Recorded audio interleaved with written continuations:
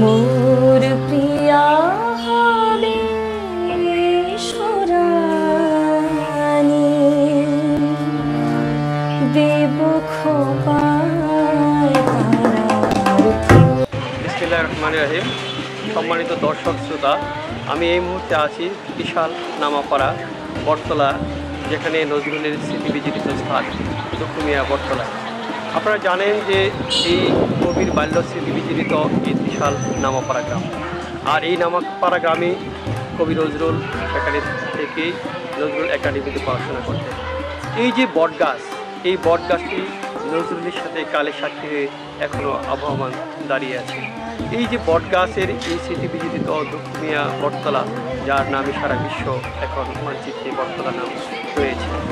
আপনারা জানেন যে এই নজরুলকে ভালোবেসেই, এই বটতলাকে ভালোবেসেই, নজরুলের স্মৃতিকে ভালোবেসেই এখানে প্রথম সৃষ্টি হয়েছিল কবি নজরুল এখানে মেমোরিয়াল প্রাথমিক বিদ্যালয়। সর্বপ্রথমে আমরা যতটুকু জেনেছি, নজরুল স্মৃতিকেন্দ্র এখানে স্থাপিত হয় প্রায় স্বাধীনতার পূর্বে। এরপরেই এখানে স্থাপিত হয় নজরুলকে ভালোবেসেই নজরুল মেমোরিয়াল সরকারি প্রাথমিক বিদ্যালয়। আমার বাম পাশে, ডান পাশে রয়েছে দুখুমিয়া বিদ্যানিকেতন। পরবর্তী ৩০ সালে মানুষের ভালোবাসার ধাপে, ভালোবাসার টানে, ভালোবাসার যে নজরুলকে মানুষ ভালোবাসে, সেই ভালোবাসার সাক্ষী হিসাবে সামনে বড় ডাল বিশাল ইমারত দাঁড়িয়ে রয়েছে জাতীয় কবি কাজী নজরুল ইসলাম বিশ্ববিদ্যালয়।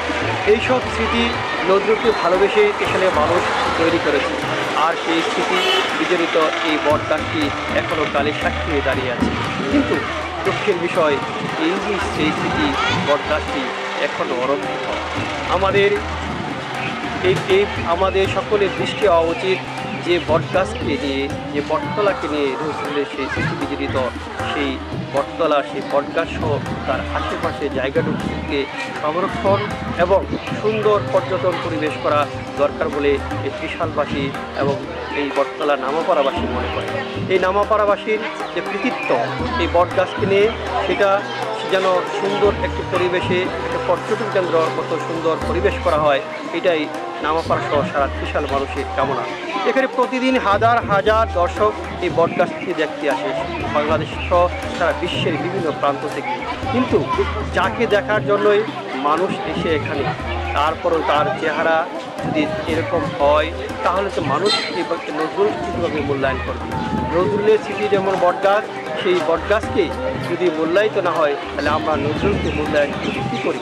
এটাই আমাদের প্রশ্ন, এটাই আমাদের জিজ্ঞাসা। তাই আমি প্রশাসনের দৃষ্টি আকর্ষণ করছি, এই বটগাছটিকে সুন্দর এবং তার আশপাশ এলাকাটাকে একটা পর্যটন কেন্দ্র করে গড়ে তোলার জন্য আমি সবিনয় আহ্বান জানাচ্ছি। এবং আপনারা আরেকটি বিষয় জানেন যে আমরা শুনেছি আমাদের পূর্বপুরুষদের কাছে শুনেছি, আমি এই এলাকারই সন্তান হিসেবে তাদের কাছে শুনেছি, এই বটগাছের ঢালে বসে এক সময় নজরুল বাঁশি বাজাতেন এবং এখানে যারা গরু চড়াতেন, এখানে অতীতে ছিল একটা মাঠ বা এখানে ছিল টিলা ডালা, সেখানে অনেক রাখালরা এখানে গরু চড়াতেন এবং তাদেরকে ডেকে নিয়ে এসে সেখানে বাঁশি বাজাতেন এবং বাঁশির সুর শোনাতেন এবং সেখানে বসে বাউলা গান সহ বিভিন্ন সঙ্গীত তিনি পরিবেশন করতেন। আর সেই সঙ্গীতে মুখরিত থাকতো এই বটতলা, আর তারই স্মৃতি বিজড়িত আজকে সেই কাজী নজরুল বিশ্ববিদ্যালয়। তাই আমাদের সকলের প্রত্যাশা, সকলের কামনা, এই বটগাছ থেকে অবশ্যই যেন সেই নজরুলকে ধরে রাখার জন্য এই বটগাছের ঢালে বসে যেমন নজরুল তার মনের আবেগ তার বাঁশির মাঝখানে প্রকাশ করতেন, সেই বাঁশির সুরে যেন নজরুল আমাদের সেই মাঝে আবারই চলে আসে, এটাই সকলের প্রত্যাশা করছেন বলে আমরা আশাবাদী, এবং তাই এই জায়গাটিকে সংরক্ষণ করা দরকার বলে আমরা মনে করি। ধন্যবাদ। এটিএম মনিরুজ্জামান, বটতলা, নামাপাড়া, দুখুমিয়া কাছ থেকে।